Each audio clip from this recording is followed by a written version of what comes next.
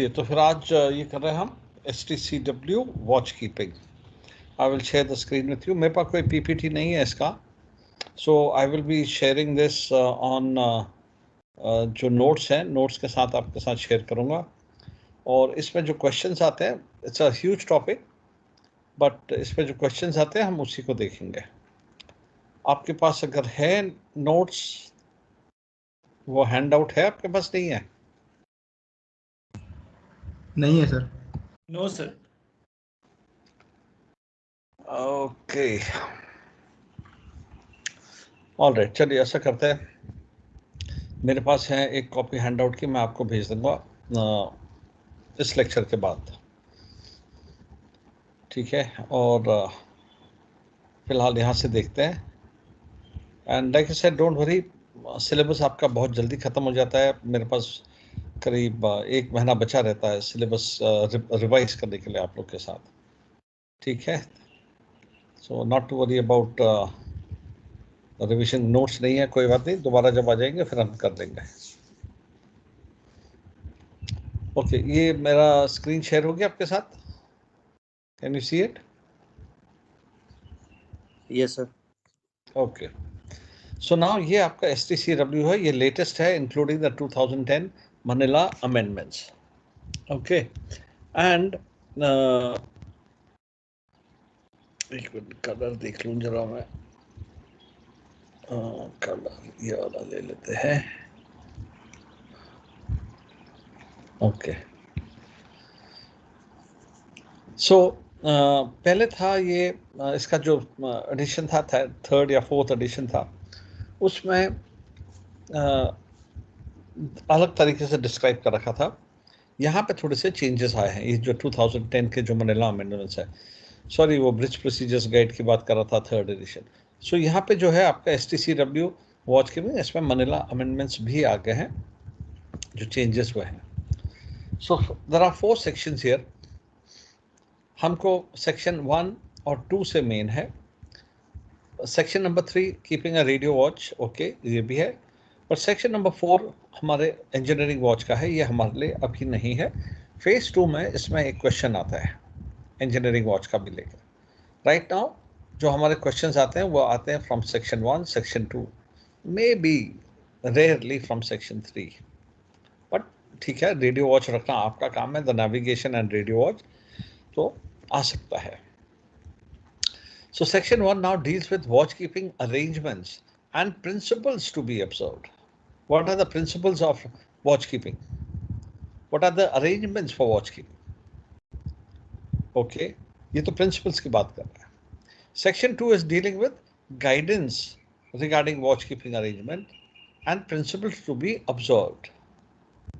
Section 3 deals with convenience part of section 1 and 2 relate to navigation and radio watch.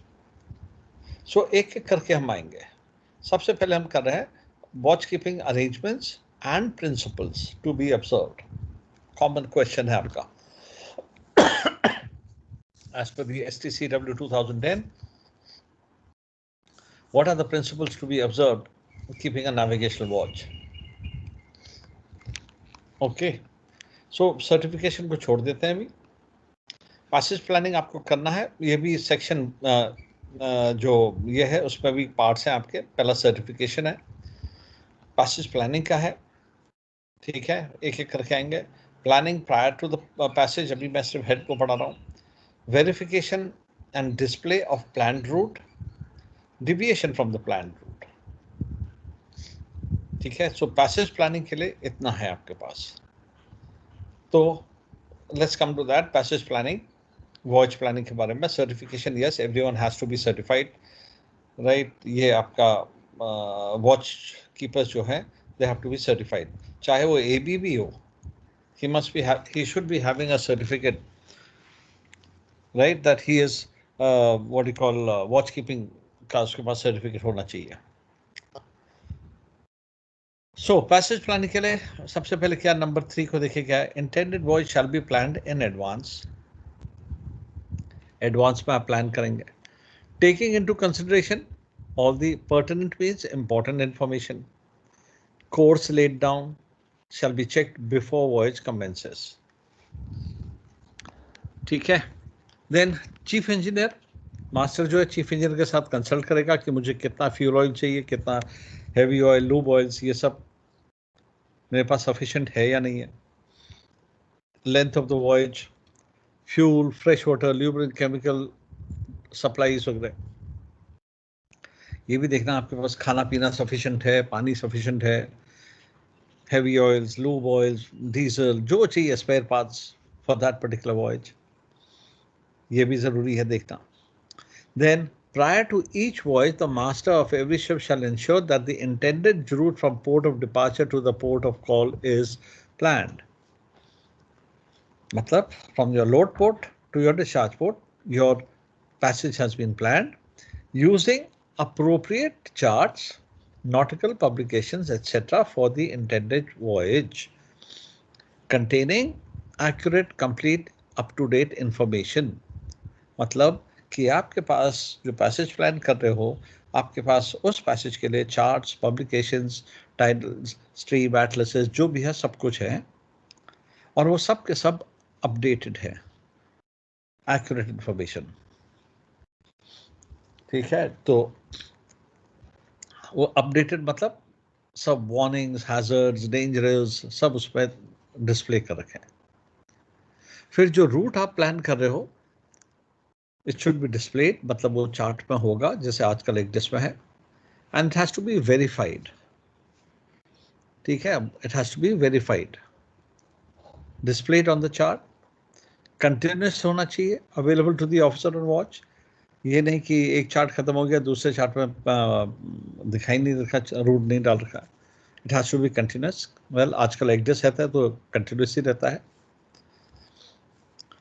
Deviation from the plan route, अगर जो plan root आपने plan कर दिया है, discuss कर दिया है, अप्रूव हो गया है, अब अगर डेविएशन कर रहे हो for whatever reasons, you are changing your route, then the next port of call उसका रूट प्लान है, necessary to deviate substantially, तो ये सब चीज़ आपने उस पर क्लियरली मार्क करके, लेट्स से कभी कभी हम डिविएट करते हैं for the purpose of avoiding danger to the ship, cyclone आ रहा है या पायरेसी एरिया है, तो हम डिविएट कर जाते हैं, या कहीं पर आइसबर्ग्स है, यहाँ पर हमको वार्निंग्स मिली है कि इस एरिया में फायरिंग प्रैक्टिस होने वाली है, या मिलिट्री एक्सरसाइज या submarine exercise.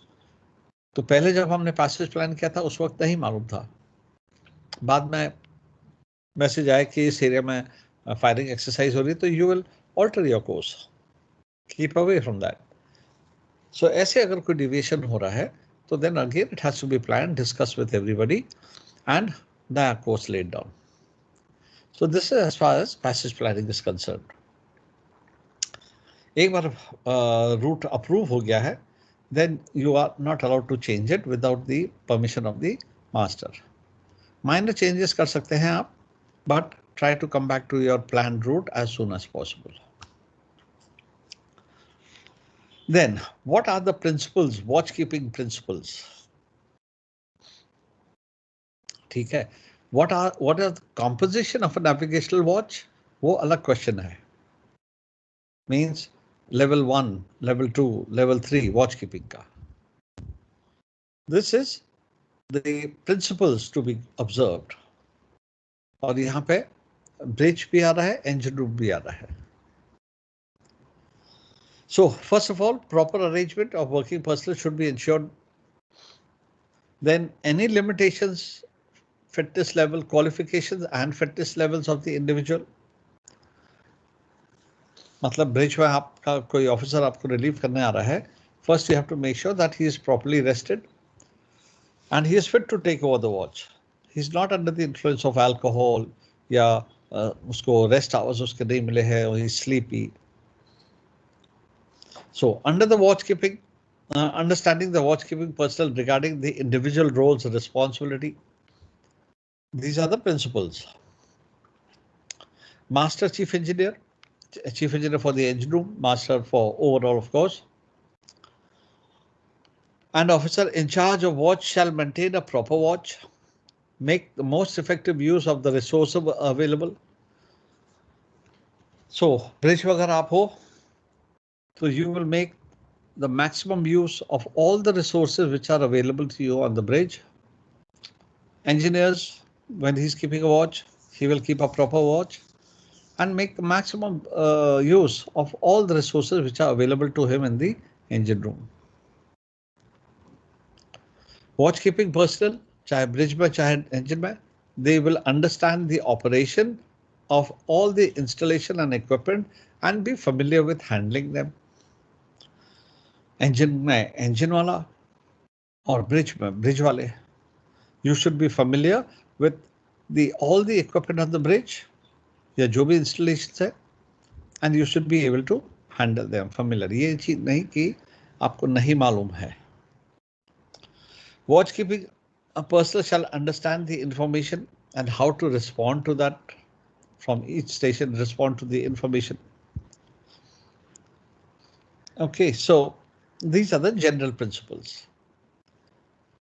Then information from station installation shall be appropriately shared with the watchkeeping personnel. मतलब नैप टेक्स्ट हो गया या तुम्हारा वेदर रिपोर्ट्स हो गई या ड्यू पॉइंट टेम्परेचर जो थर्मामीटर्स है जो भी है या बैरोमीटर हो गया. So information has to be shared with all the watchkeeping personnel. Personnel shall remain exchange communication in any situation. Watchkeeping personnel shall maintain an exchange of appropriate communication in any situation. That is from the bridge and the engine room. उनके बीच में जो भी communication है.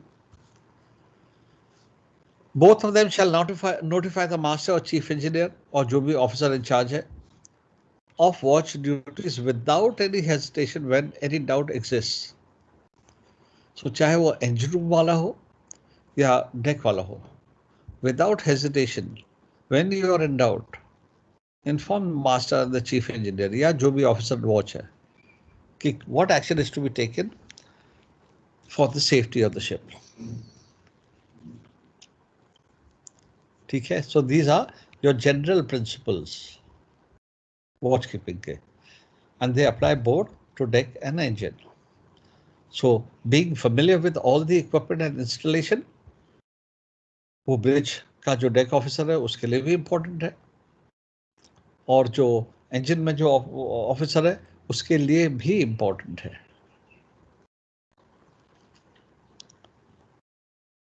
Okay. All right. So एक आपका ये हो गया, इसको अब इसमें आ जाते हैं. ये है आपका 4-point part, principles to be observed in keeping a navigational watch. अभी तक हम क्या कर रहे थे? General principles, both for engine room and for deck, bridge and deck you can say. Now, what are the principles to be observed in keeping a navigational watch? तो जैसे navigational watch का आ जाता है तो now आप समझ जाइए कि now he is talking about the bridge का part of it. Clear है जी यहाँ तक? Yes, sir. Okay. अब सबसे पहले क्या है? The officer in charge of a watch is the master's representative on the bridge, primarily responsible at all times for the safe navigation of the ship and for complying with the international regulations for call regs को comply करना. ये primarily responsible. You are representing the master, right, for the safe navigation of the ship and complying with the international regulations for preventing collisions at sea, that is call regs को. अब आपकी सबसे पहली duty क्या है? Lookout रखना. और lookout क्या होता है? ये शॉर्ट नोट्स में भी आता है आपके, right? Short notes on lookout. So lookout means keeping a lookout by all means available at your disposal, by sight and by hearing. ठीक है, so hearing means VHF also. कौन क्या बात कर रहा है, किस जहाज में क्या बात हो रही है, VTS आपको बुला रहा है, so वो भी लुकआउट का पोर्ट बन जाता है. कोई इंजन रूम से फोन आ रहा है, वो भी है. राइट, वो भी you are keeping the bridge watch, तो वो भी आपका एक रिस्पॉन्सिबिलिटी है। बाहर देखना है वो भी लुकआउट है आपका, बाय रेडार देखना है विजुअली वो भी लुकआउट है, right. So lookout short notes पे आता है को अ प्रॉपर लुकआउट, ये आपकी responsibility, proper lookout is to be maintained at all times, right. ये सब लिखने की जरूरत है rule 5 international, but yes a proper lookout has to be maintained. Maintaining a continuous state of vigilance by sight as well as by hearing and all other means available, means your radars, your VHF, your ECTS, जो भी आपके पास है। Then fully appraising the situation of risk of collision, stranding and other dangers to navigation. Detecting ships and aircrafts in distress, ये भी आपका lookout का part है। कोई भी शिप अगर डिस्ट्रेस में है या कोई एयरक्राफ्ट है या कोई डेब्री फ्लोट कर रहा है या कोई लाइफ बोट दिख गया, डेंजर टू नेविगेशन है, कोई आइस दिख गई है, that is also part. So that is one thing. Lookout must be able to give full attention to keeping a proper lookout, and no duty shall be undertaken which will interfere with his job of keeping a proper lookout. तो जो भी lookout person है उसको और कोई काम नहीं देना है which will interfere for his lookout, उसका काम सिर्फ लुकआउट रखना है, and no duties are to be given to him. The duties of the lookout and helpsman are separate. Your helpsman is not a lookout person. ठीक है, he should not be considered, वो देखता है वो बात अलग है छोटी मोटी चीजों का, बट प्राइमरी जो हेल्पसमैन है उसका काम है स्टीयरिंग करना, उसकी ड्यूटीज लुकआउट करना नहीं है। तो लुकआउट के लिए you have to have a separate person, and the helmsman shall not be considered as a lookout person while steering. इसका मतलब ये नहीं है कि उसने कुछ देखा तो वो बोलेगा नहीं, ऐसा नहीं है कि नहीं बोलेगा, चुपचाप बैठा रहेगा, right. Accept in small ships way unobstructed all round view is this thing, तो वहां पे जो छोटे जहाजों में जहाँ क्रू भी कम रहता है वहां पे उसका काम लुकआउट का भी हो सकता है, प्रोवाइडेड अनऑब्स्ट्रक्टेड व्यू है उसका all around. The officer in charge of a navigational watch may be the sole lookout in this occasion. अब ये आपका एक क्वेश्चन आता है, when can the officer in charge be a sole lookout? ठीक है, sole lookout कब हो सकता है? तो this is one of your questions. वो कब हो सकता है? In daylight hours. So right, watch may be a sole lookout in daylight hours provided the situation has been assessed and it is safe to do so. तब full account has been taken, अगर state of weather अच्छी है, visibility अच्छा, traffic density है, कोई dangers नहीं है, full attention given to the traffic separation scheme, तब वो सोल लुकआउट रख सकता है। मौसम अच्छा, मौसम खराब है तो you are suppose to be enhance steering, तो ए भी आ जाएगा ब्रिज। विजिबिलिटी खराब है, you must have a lookout person and you should be enhance steering. तो विजिबिलिटी अच्छी है तो यस, डे टाइम है तो यस, रात को एक लुकआउट आदमी चाहिए। So there has to be a lookout person from sunset to sunrise, even in clear visibility, even in open waters, ocean में रात के टाइम में एक होना चाहिए। And दूसरा, assistance is immediately available.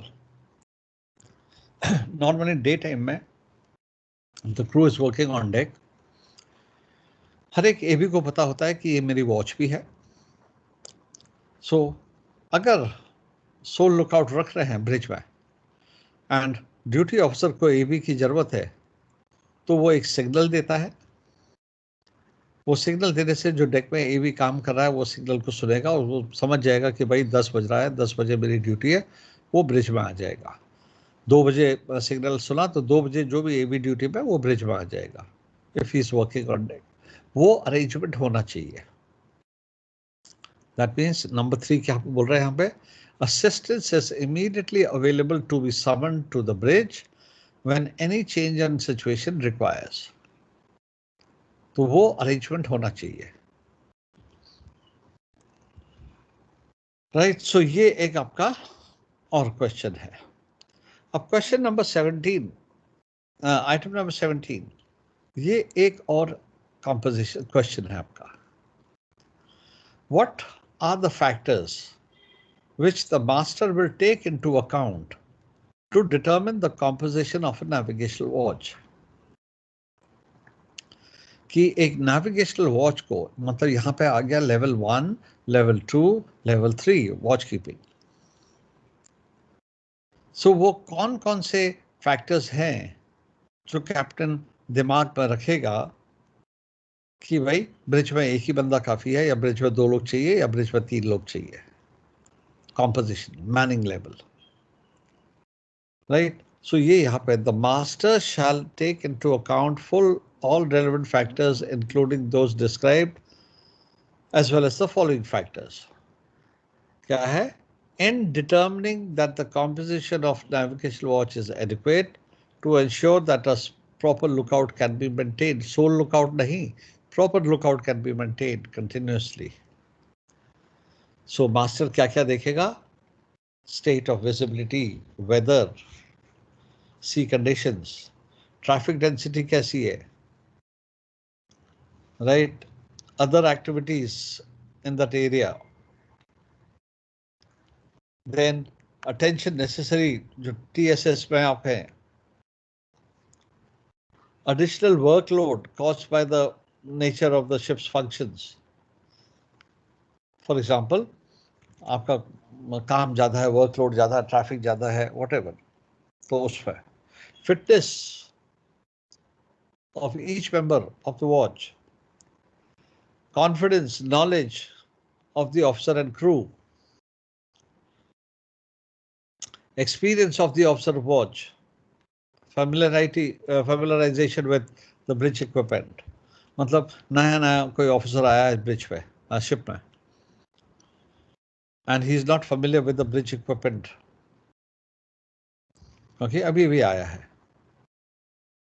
Experience है लेकिन शिप को अभी ज्वाइन किया, उस शिप के लिए नया है, तो तब एक बैकअप ऑफिसर उसके साथ रहेगा. ठीक है, नया नया थर्ड मेट आया है, मतलब he has just come with his ticket, हो गया उसको 2-3 महीना हो गया जहाज पे, बट ही इज न्यू, उसको एक्सपीरियंस नहीं है अभी.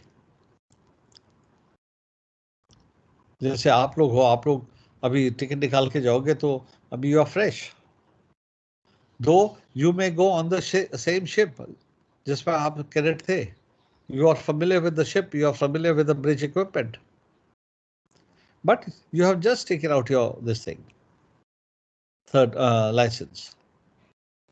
So कैप्टन थोड़ा सा उसको भी ध्यान में रखेगा कि भाई ये अभी अभी टिकट निकाल के आया है, थोड़ा ध्यान रखेगा आप पे.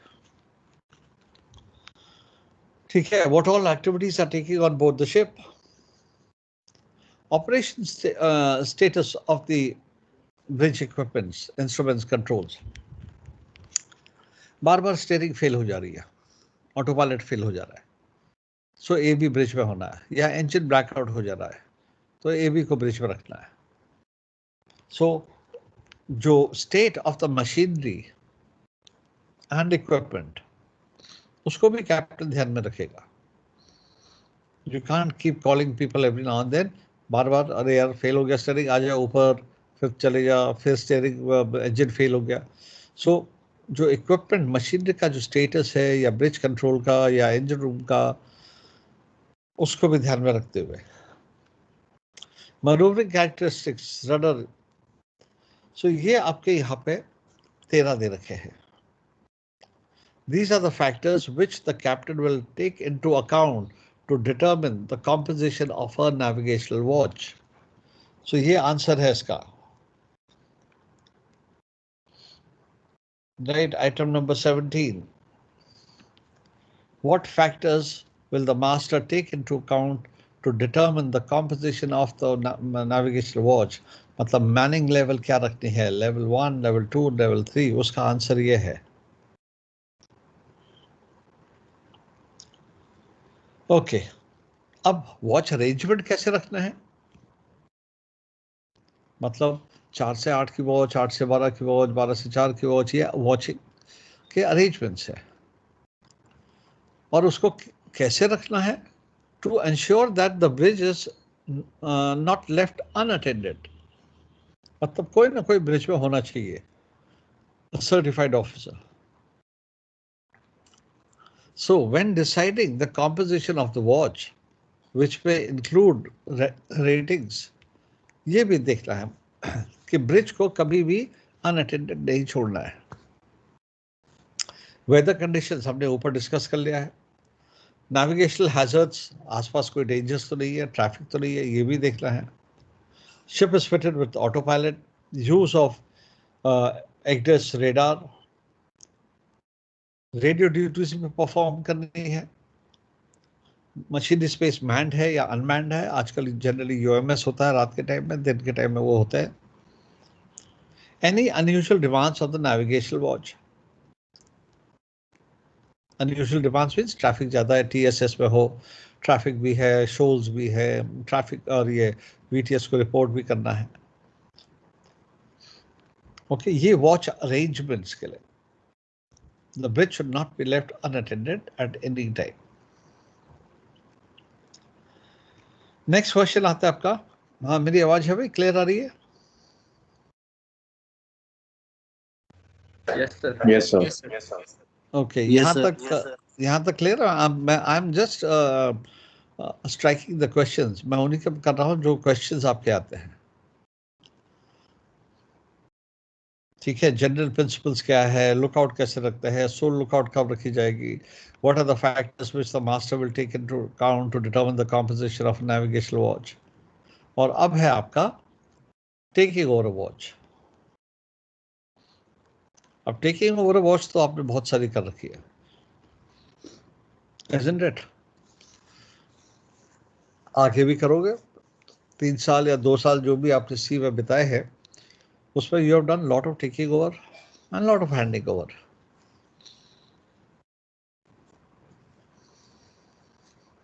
तो एक एक करके बताइए जरा, कितने स्टूडेंट्स हैं यहाँ पे? लेट मी सी। मैं स्टार्ट करता हूँ, आप लोग बताइएगा कैसे टेक ओवर करते हैं वॉच।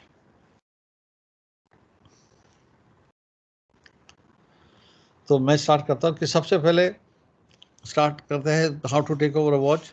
सबसे पहले मैं ब्रिज पे जाऊंगा 20 मिनट के बाद, 20 मिनट्स लेट। ठीक है, यस या no? No, sir. No, sir. Why? No, sir. No, sir. और चीफ ऑफिसर टाइम पे आ जाता है आप लोग का? 10 मिनट पहले आते हैं। No sir. Yes, sir. Yes, sir. कभी नहीं। कभी कभी नहीं भी आते हैं सर। कभी कभी लेट हो जाते हो? Yes, sir.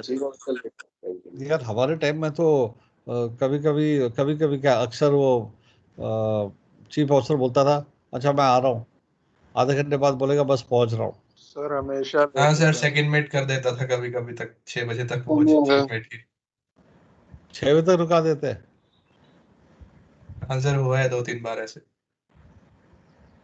तो फिर मैंने गलत देखा, मैं तो 20 मिनट कर रहा हूँ, तुम तो 6 बजे बोल रहे हो। खैर चलो, सब लोग यहाँ पे बोल रहे हैं, तो एक एक करके बताओ। मैं नाम ले रहा हूँ, Vipin Mishra, how will you take over watch?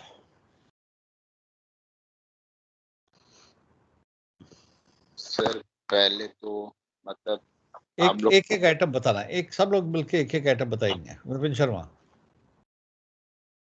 Sir, firstly, I will go 10 minutes before the watch, and after that, I'll look around. First, I will see outside, and after that, I'll see the radar. अरे ये तो तुम सभी तुम बताओगे तो फिर बाकी लोग क्या बताएंगे? एक आइटम बताओ बस। Sorry sir. सर पहले मैं जाऊंगा 10 मिनट पहले और सारी कंडीशंस देखूंगा, उसके बाद फिर नेक्स्ट स्टेप लूंगा। ओके, कश्यप, कनिष्क।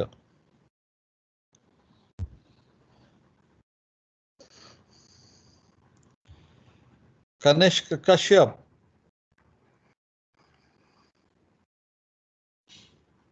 आ जाओ, लाइन पे आ जाओ, नहीं तो एब्सेंट मार्क हो जाओगे।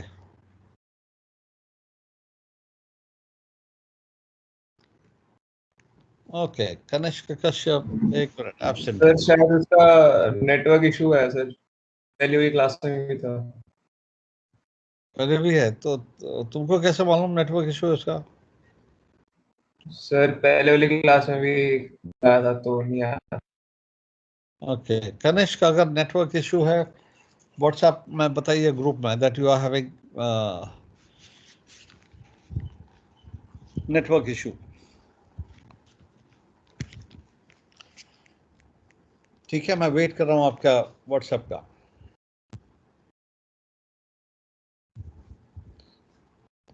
ओके, नेक्स्ट आ गया आपका गौतम।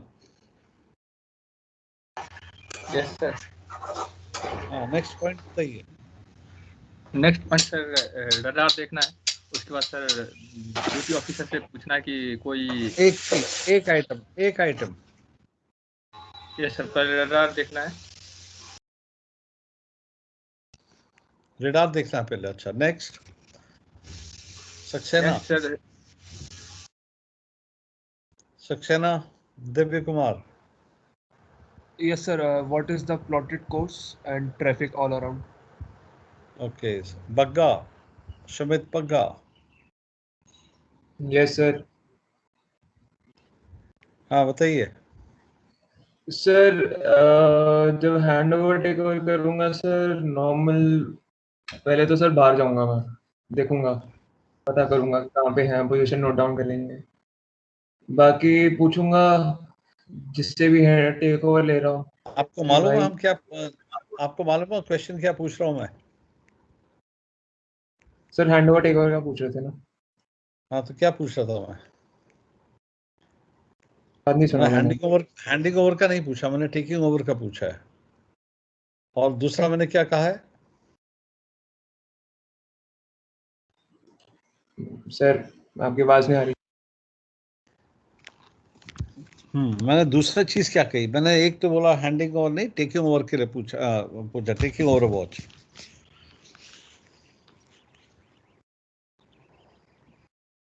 ये समझ पक्का। दूसरी बात मैंने क्या कही?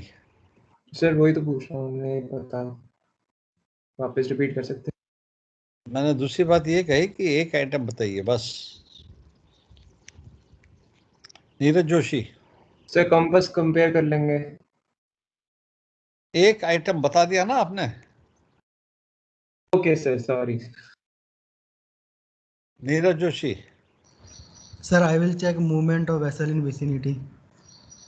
अच्छा, आप मूवमेंट इन वेसल चेक करोगे, और शमित ने बोला कि I will check the what you call traffic around. सिर्फ उसने हिंदी में बोला, तुमने इंग्लिश में बोला, बात तो एक ही है। So I will compare compasses, magnetic compass and gyro. अच्छा चलिए ठीक है। आदित्य अत्री। Yes, sir. Sir, I will check for duty engineer who is on watch. अच्छा ओके, चलिए। विनीत अग्रवाल। सर पहले विजुअली लुकआउट करूंगा 5 मिनट के बाहर, अपने सिचुएशन वेरीफाई करूंगा कि क्या सिचुएशन चल रहा है सर। उसके बाद वो ऑलरेडी हो चुका है सर। सर उसके बाद अब मेरा ट्रू कोर्स एंड वो सब चेक करूंगा सर कि सही जा। वो भी हो चुका सर, वो भी कंपेयर कर लिया उससे। सर सी स्टेट चेक करेंगे। अनिष्का आपकी बात नहीं है, विनीत अग्रवाल से पूछ रहा हूँ। Yes sir. Sir barometer pressure check करूंगा। ओके, और कनिष्का आप किधर थे? सर ये बार बार माइक्रोफोन का सर प्रॉब्लम हो रहा है। तो बार बार हो रहा है तो उसको ठीक कराओ भाई, पूरा कोर्स करना है तुमने अभी। सर प्रिंस कुमार। ये सर मैं चेक करूंगा sir hand over take over book में क्या लिखा है ड्यूटी ऑफिसर ने, जो रिलीविंग ड्यूटी ऑफिसर रहेगा। कैसी हैंड ओवर टेक ओवर? क्या जो hand over take over book रहती है सर, उसमें चेक करूंगा कि उसने क्या लिखा है, जो मेजर पॉइंट्स लिखता है ड्यूटी ऑफिसर जो रिलीव हो रहा होता है। अच्छा, तो एक काम करो ना, सबसे बढ़िया ये है कि कैसे take, I will take over as पर चेकलिस्ट 101। बस खत्म। अब उसमें जो भी लिखा है, अगर आपको क्वेश्चन आता है how will you take over watch, I will take over watch as पर my company's checklist 101 of so and so manual whatever. Right sir. Right. अब उसमें क्या लिखा है मालूम नहीं, खाली चेकलिस्ट 101 अगर आप ये लिख देंगे उसमें तो नहीं मार्क्स सर, मिलने। मालूम तो होना चाहिए सर कि क्या लिखा है। हाँ तो फिर वही तो ना, आप बोल रहे हो कि हैंड ओवर बुक में क्या लिखा है, क्या लिखा है सर मतलब वो नहीं। हम लास्ट शिफ्ट में ऐसे फॉलो करते थे कि ड्यूटी ऑफिसर जो रहता था, जो रिलीव कर रहा रहता था, वो लिख देता था मेजर पॉइंट्स जो जो मतलब थे कि कैसी विसिनिटी में अगर पास में कुछ तो है फिर वो या मेजर कोर्स पॉइंट्स जो वगैरह। लिखे हैं ना, जो मेजर पॉइंट्स है वो बताओ ना। आपके जहाज में, आपकी कंपनी में वो मेजर पॉइंट लिख देता था, कोई दूसरे के जहाज में थोड़ी लिखता था। सर्वेयर को थोड़ी मालूम है ये सब, मेरे को थोड़ी मालूम है कि आपके जहाज में, ये तो मुझे आपने आज बताया। अब अगर आप मेरे को ये आंसर लिखोगे कि जो ड्यूटी ऑफिसर ने उस पर लिखा है, जो लास्ट ड्यूटी ऑफिसर थे जो मेजर पॉइंट्स लिखे, मुझे क्या मालूम क्या लिखे।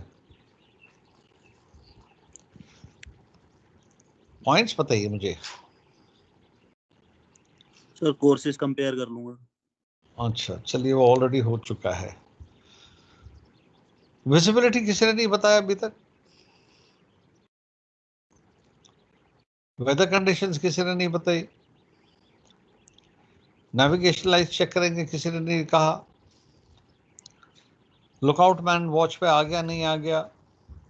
That lookout man whether he is fit to keep on the watch, क्योंकि आपके वॉच में जब कोई लुकआउट हो रहा है, you have to ensure that he is fit. हाँ जी। Navtex, GMDSS, navigation lights. Sir fire so and smoke please, detector. हाँ सभी अगर आपके वहाँ पे है तो वो भी चेक करेंगे आप। मास्टर नाइट कोई ऑर्डर भी चेक करना।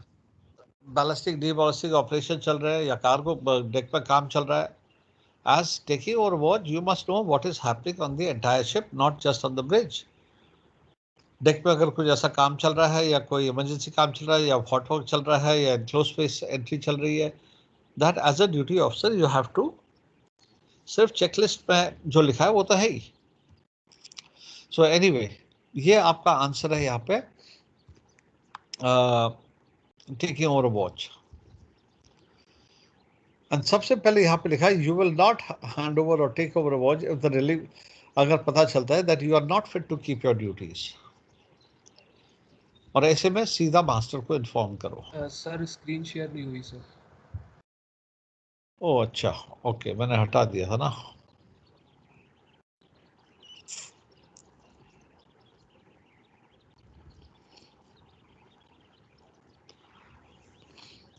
सो इफ यू फील, जो रिलीव्ड ऑफिसर जिसको आप रिलीव कर रहे हैं उसको लगता है कि you are not fit to keep a watch, you have to not hand over the watch to him, one, and at the same time inform the master. It is a crime to hand over a watch or take over a watch if you are not capable of. अगर आप नहीं कर सकते हैं watch take over नहीं कर सकते, बता दो that you are tired or you are under the influence of alcohol, which होना नहीं चाहिए आजकल, वो तो है। But if you are not able to keep a watch for whatever reason, not feeling well, inform and inform the master. फिर prior to taking the over the watch, आपको क्या क्या करना है, शिप की speed, track, UMS controls, engine room है, ये सब देखना है। स्टैंडिंग ऑर्डर्स पढ़ने हैं, पोजीशन कोर्स है, tide, current, visibility, effect of this use of main engines, navigational, not limited to gyro error, compass, ये सब कंपेयर करना है। So these are the actions, the things. ये लिमिट नॉट लिमिटेड, ये कोई लिस्ट एग्जॉस्टिव नहीं है, ये मेन चीजें हैं, plus other things you can add.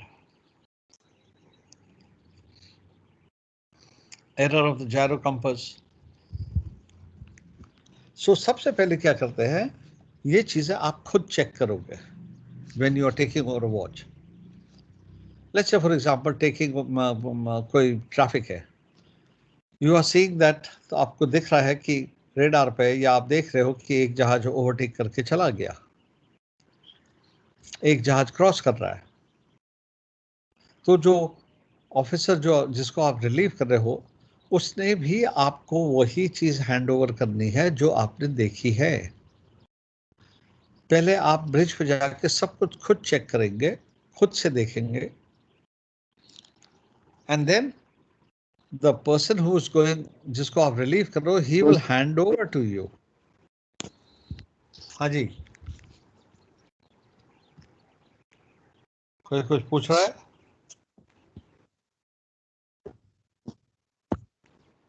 मेरी आवाज क्लियर आ रही है? हाँ संजीव,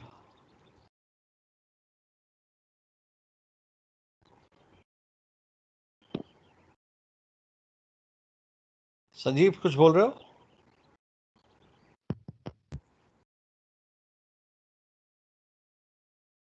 आपकी आवाज नहीं आ रही, मैं म्यूट कर रहा हूं आपको। ओके, सो पहले आप सब कुछ खुद चेक करोगे और फिर जो आपको हैंडओवर कर रहा है, he will also tell you the same thing, he should tell you the same thing। अगर आपने देखा था कि एक जहाज आपको ओवरटेक करके चला गया, he should also tell you that that ship has overtaken us। if one ship आपने देखा कि क्रॉस कर रही है, he should also tell you कि भाई वो क्रॉस कर रहा है, तो वो डबल चेक हो जाता है, क्योंकि जो आपने देखा वो सही है। अगर आपने देखा कि आप ओवरटेक कर रहे हो किसी जहाज को और जो आउटगोइंग ऑफिसर है वो आपसे कह रहा है कि वो हमको ओवरटेक करके चला गया है, तो यहाँ पे एम्बिग्युइटी आ गई है। आपने कुछ और देखा और वो कुछ और बोल रहा है, तो उसको क्या करेंगे हम? वेरीफाई करेंगे। एम्बिग्युइटी नहीं होनी चाहिए। आपने देखा कि हेडिंग, जायरो हेडिंग आपकी 005 है फॉर एग्जांपल, उससे कुछ और बोल दिया, तो चेक कीजिए, वेरीफाई कीजिए। सो पहले सब चीज़ आपने खुद देखी है और फिर वो आपको हैंड ओवर कर रहा है, दोनों को कंपेयर कीजिए, एम्बिग्युइटी खत्म हो जाएगी। Okay, so that's one part of it. फिर आपका आता है next, performing a navigational watch. So एक चीज़ होती है आपकी taking over a watch and handing over a watch, और हैंडिंग ओवर और टेकिंग ओवर के बीच में जो 4 घंटे आपके वॉच के हैं, that is called performing a navigational watch. मेरी आवाज पहुंच रही है आप लोग पे? Yes sir. Yes sir. So now performing a navigational watch, वो आपके STCW वॉच कीपिंग में पॉइंट नंबर 24 से स्टार्ट होता है। सो उसका क्या है? You will keep a watch in the bridge, you will not leave the bridge unless you are properly relieved। properly relieved का मतलब है by a certified officer, and you will continue to be responsible for the safe navigation of the ship, even if the master is on the bridge, unless he has asked you to क्या कहते हैं, unless he has said that he has taken over the controls। so master bridge पे है, you are still responsible until informed specially कि उसने take over कर लिया। फिर during the course watch you will stay the course, plot the position, speed check करते रहेंगे at sufficient intervals. वो इंटरवल क्या होता है आपका पैसेज प्लानिंग में लिखा रहेगा, position plotting interval. Using any available navigational aids as necessary to ensure that the ship is following a planned course. तो उसके लिए रेडार, विजुअल फिक्सेस, GPS, ये सब nav aids है, इनको यूज करोगे to ensure that the ship remains on the planned course। You will be responsible to ensure full knowledge and location and operation of all safety equipment on board the ship। Then officer in charge of navigation shall not be assigned to take any other job। मतलब आप bridge पे जब watch कर रहे हैं, you should not be doing any other job. When using radar, you shall bear in mind that to comply with the international regulations for collision, कॉलरेक्स को जब radar use कर रहे हैं, और जब रेडार यूज करते हैं तो there are certain rules, you know, COLREGs के vessels in sight of one another. Okay, so ये आपके आंसर्स हैं 29, 30, 31, 32, ये सब आपके वो हैं कि how you will perform a navigational watch.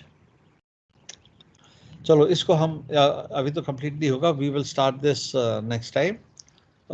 मैं सारा कुछ डिलीट कर दूं, 1 मिनट होल्ड कीजिए. डोंट सेव, और 1 मिनट.